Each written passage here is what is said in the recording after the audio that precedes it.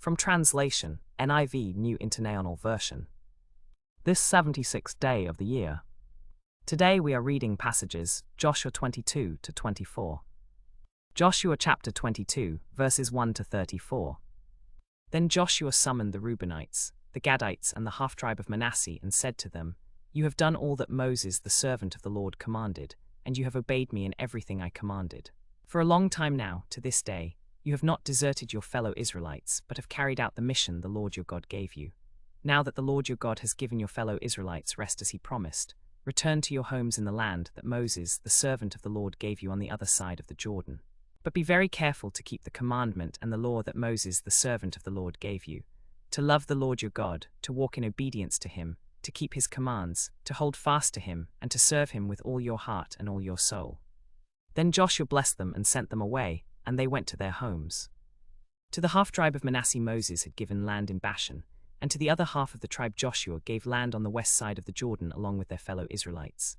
When Joshua sent them home, he blessed them, saying, "Return to your homes with your great wealth, with large herds of livestock, with silver, gold, bronze and iron, and with a great amount of clothing, and divide the plunder with your relatives."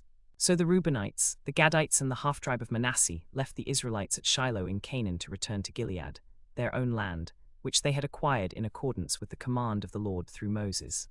When they came to Jeliloth near the Jordan in the land of Canaan, the Reubenites, the Gadites and the half-tribe of Manasseh built there by the Jordan an altar, a great altar. When the Israelites heard of this, the whole assembly gathered at Shiloh to go to war against them. The Israelites sent Phinehas son of Eleazar, the priest, to the land of Gilead, to Reuben, Gad and the half-tribe of Manasseh. With him they sent 10 of the leading men, one from each of the tribes of Israel, each the head of a family division among the Israelite clans. In their presence they gave this charge: "The Lord, the God of gods, the Lord, the God of gods, the Lord, the God of gods, who knows the truth and before whom you must be innocent, may you not be guilty of this toward the Lord. Now if you are going to rebel against the Lord by building an altar for yourselves, in rebellion against the Lord, then tell us, is the sin of Peor, which we are guilty of even to this day, enough to anger the Lord? Was not our sin enough to bring this whole plague on the community of the Lord? Are you now turning away from following the Lord? If you rebel against the Lord today, tomorrow he will be angry with the whole community of Israel. And if the land you possess is defiled, come over to the land of the Lord, the possession of the Lord, where the ark of the covenant of the Lord is, and live among us. But do not rebel against the Lord or against us by building an altar for yourselves, other than the altar of the Lord our God. However, if you do it intentionally and without guilt, then do it. But if you do it against the Lord and without knowing it, then we will be innocent of this sin. If, however, the land you possess is defiled, and you do not follow the Lord, then today you have rebelled against the Lord. And tomorrow the Lord will be angry with the whole community of Israel." Then the Reubenites, the Gadites and the half-tribe of Manasseh replied to the heads of the clans of Israel, "The mighty one, God the Lord. The mighty one, God the Lord, he knows, and let Israel know. If this has been done in rebellion or disobedience to the Lord, do not spare us this day.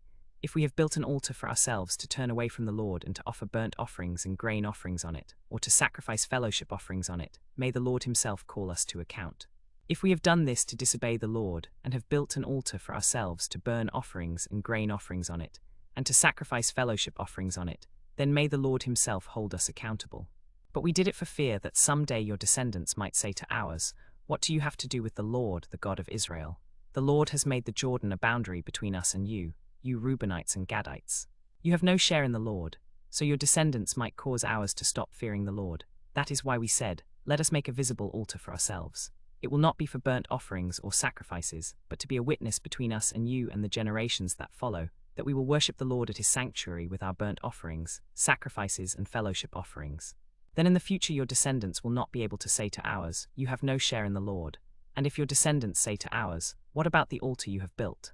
Then we can say, it was to be a witness between us and you that we may worship the Lord before his sanctuary with our burnt offerings, sacrifices and fellowship offerings. In the future your descendants will not be able to say to ours, you have no share in the Lord. Far be it from us to rebel against the Lord or to turn away from him today by building an altar for burnt offerings, grain offerings or sacrifices, besides the altar of the Lord our God that stands before his sanctuary." When Phinehas the priest and the leaders of the community, the heads of the clans of Israel who were with him in Gilead, heard what the Reubenites, the Gadites and the Manassites had to say, they were satisfied. Phinehas son of Eleazar, the priest, said to the Reubenites, the Gadites and the Manassites, "Today we know that the Lord is among us, because you have not acted unfaithfully toward the Lord in this matter. Now you have rescued the Israelites from the Lord's hand. Then Phinehas son of Eleazar, the priest, and the leaders returned to the land of Canaan to report to Joshua what had happened. And when the Israelites heard this, they were glad. They praised God and no longer talked about going to war against them to devastate the land where the Reubenites and Gadites lived. And the Reubenites and Gadites gave the altar this name, a witness between us that the Lord is God. Joshua chapter 23, verses 1 to 16. After a long time had passed, and the Lord had given Israel rest from all their enemies around them, Joshua, by now old and advanced in years, summoned all Israel, the elders, leaders, judges, and officials, and said to them, I am now very old. You yourselves have seen everything the Lord your God has done to all these nations for your sake. It was the Lord your God who fought for you. Remember how I have allotted to you as an inheritance for your tribes all the land of the nations that remain, the nations I conquered, between the Jordan and the Great Sea in the west. The Lord your God himself will push them out for you. He will drive them out before you, and you will take possession of their land, as the Lord your God promised you. Be very strong. Be careful to obey all that is written in the book of the law of Moses, without turning aside to the right or to the left. Do not associate with these nations that remain among you. Do not invoke the names of their gods or swear by them. You must not serve them or bow down to them, but you are to hold fast to the Lord your God, as you have until now. The Lord has driven out before you great and powerful nations. To this day no one has been able to withstand you. One of you routs 1,000, because the Lord your God fights for you, just as he promised. So be very careful to love the Lord your God. But if you turn away and ally yourselves with the survivors of these nations that remain among you, and if you intermarry with them and associate with them, then you may be sure that the Lord your God will no longer drive out these nations before you. Instead, they will become snare and trap to you, and a whip on your backs and thorns in your eyes, until you perish from this good land, which the Lord your God has given you. Now I am about to go the way of all the earth. You know with all your heart and soul that not one of all the good promises the Lord your God gave you has failed. Every promise has been fulfilled, not one has failed. But just as every good promise of the Lord your God has come true, so he will bring on you all the evil he has threatened, until he has destroyed you from this good land he has given you. If you violate the covenant of the Lord your God, which he commanded you, and go and serve other gods and bow down to them, the Lord's anger will burn against you, and you will quickly perish from the good land he has given you. Joshua chapter 24, verses 1 to 31. Then Joshua assembled all the tribes of Israel at Shechem. He summoned the elders, leaders, judges, and officials of Israel, and they presented themselves before God. Joshua said to all the people, This is what the Lord, the God of Israel, says. Long ago your ancestors, including Terah the father of Abraham and Nahor, lived beyond the Euphrates River and worshipped other gods. But I took your father Abraham from the land beyond the Euphrates, and led him throughout Canaan, and gave him many descendants. I gave him Isaac, and to Isaac I gave Jacob and Esau. I assigned the hill country of Seir to Esau, but Jacob and his family went down to Egypt. Then I sent Moses and Aaron, and I afflicted the Egyptians by what I did to them, and I brought you out. When I brought your ancestors out of Egypt, you came to the sea, and the Egyptians pursued your ancestors with chariots and horsemen to the Red Sea. But they cried out to the Lord for help, and he put darkness between you and the Egyptians. And when the Egyptians pursued you into the sea, the Lord swept them into the sea. For 40 years you sustained them in the wilderness. They lacked nothing, their clothes did not wear out nor did their feet swell. Then I sent Balaam son of Beor to bless you, but he repeatedly blessed you instead. So I had to let him do it. Now therefore revere the Lord and serve him with all faithfulness. Throw away the gods your ancestors worshipped beyond the Euphrates River and in Egypt, and serve the Lord. But if serving the Lord seems undesirable to you, then choose for yourselves this day whom you will serve, whether the gods your ancestors served beyond the Euphrates, or the gods of the Amorites, in whose land you are living. As for me and my household, we will serve the Lord. But if you forsake the Lord and serve foreign gods, he will turn and bring disaster on you and make an end of you, after he has been good to you. But I and my household will serve the Lord.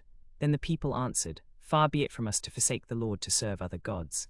It was the Lord our God himself who brought us and our ancestors up out of Egypt, from the land of slavery, and performed those great signs before our eyes. He protected us on our entire journey, and among all the nations through which we traveled.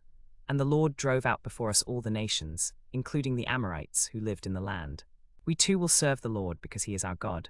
Joshua said to the people, You are not able to serve the Lord. He is a holy God, he is a jealous God. He will not forgive your rebellion and your sins. If you forsake the Lord and serve foreign gods, he will turn and bring disaster on you and make an end of you, after he has been good to you. But the people said to Joshua, No, we will serve the Lord. Then Joshua said, "You are witnesses against yourselves that you have chosen the Lord to serve him." And they said, "We are witnesses." "Now then," said Joshua, "throw away the foreign gods that are among you and yield your hearts to the Lord, the God of Israel." And the people said to Joshua, "We will serve the Lord our God and obey him."